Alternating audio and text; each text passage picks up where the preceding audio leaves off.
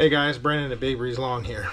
Is your Bad Boy Revolt randomly bogging down and stalling for no apparent reason at all? If so, before you start going and replacing expensive parts and paying ungodly dealer fees, stick around and see what happens. Today, our Revolt 61 decided that it just randomly wanted to bog down and in some cases stall for what seemed like no reason at all. So, to give you guys a little bit of a backstory, again, we just dealt with the tensioner issue on the Revolt 61 the other day. Fixed that, it was fine. I get a call from Trustin again today telling me that the tensioner's loose again, it's shaking. Okay, that's weird, whatever. Then he calls me and says that it won't stay running. I'm like, okay, with the PTO on, or... He said he tried it both ways. He said he made one pass with the PTO on, the mower stalled. He made a pass with it not on, and the mower still continued to stall.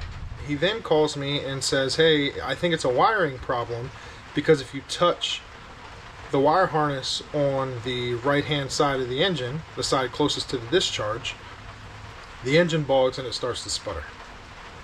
That's weird, but okay, whatever. So, fast forward to now, I finally get the chance to come out and take a look at it, trying to get it back up and running so that we can take care of the rest of those yards tomorrow. I start it up, seems to run perfectly fine. You know, I throttle up, it runs, it's not sputtering.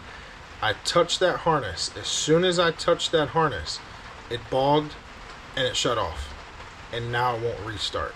So that immediately pointed us in the direction of more than likely we're dealing with some kind of wiring issue. So keep in mind that this is an EFI engine. This is the Kawasaki FX781 Evo. Something else we noticed that is strange is usually when you turn the key on, this light as well as this light illuminates. You hear the pump kick on, purge fuel, start it, fires right up. Well now, turn the key, that light comes on, that one does not, and the fuel pump doesn't prime. So we're going to check that out, see what we can find. It's probably either a shorted wire, a blown fuse, something of that nature. So we're going to dive into it, and once we figure that out, we'll get back to you. Alright, so here's what we found. It's fixed now so you guys can't really see, but these orange wires right here, I happened to look down and I saw the crimp band for the terminal end sticking out of the back. So I happened to give a gentle tug on it and the whole thing came out. I went ahead, pushed it back in there till I heard it click, plugged it all up, turned the key on, fuel pump now primes, starts up, wiggle the harness, problem solved. So there you have it, yet again, a small, minute detail. Something that most people would never think about. Hell, I never even thought about it. Until it just so happened that you brush up against that harness, the engine bogs. Something that simple. Easily overlooked. Now I want you to think about something real quick. This mower is under warranty, so we could have taken it to the shop, got it fixed, in theory, no charge, whatever. However, that comes with the time of taking it to the shop, however long it's going to take them to get into it, to get to it, figure out what's wrong with it, go pick it up.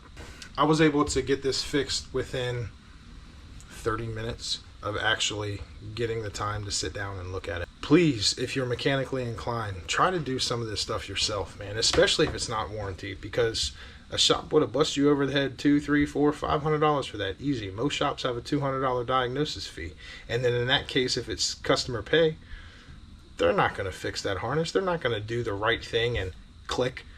They're going to sell you a harness. How much do you think that wire harness is for that mower? So that about wraps this one up, guys. I appreciate you all taking the time to watch it. Really, truly means a lot. Please leave a comment down below and let me know if you've run into an issue similar to this, whether it's on your Revolt, Skag, Hustler, X-Mark, whatever. I'd love to know issues that you guys have had, seen, and been able to fix without taking it to the dealer. Until next time, you stay classy, San Diego. Quote that movie. Leave it down below. Hey guys, thanks for watching. If you learned something, found this video useful, or simply enjoyed watching, do me a favor and smash that like and subscribe button.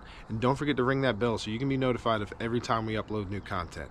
If you want to see more videos just like this, go ahead and check out this video or that video. And we'll see you on the next one.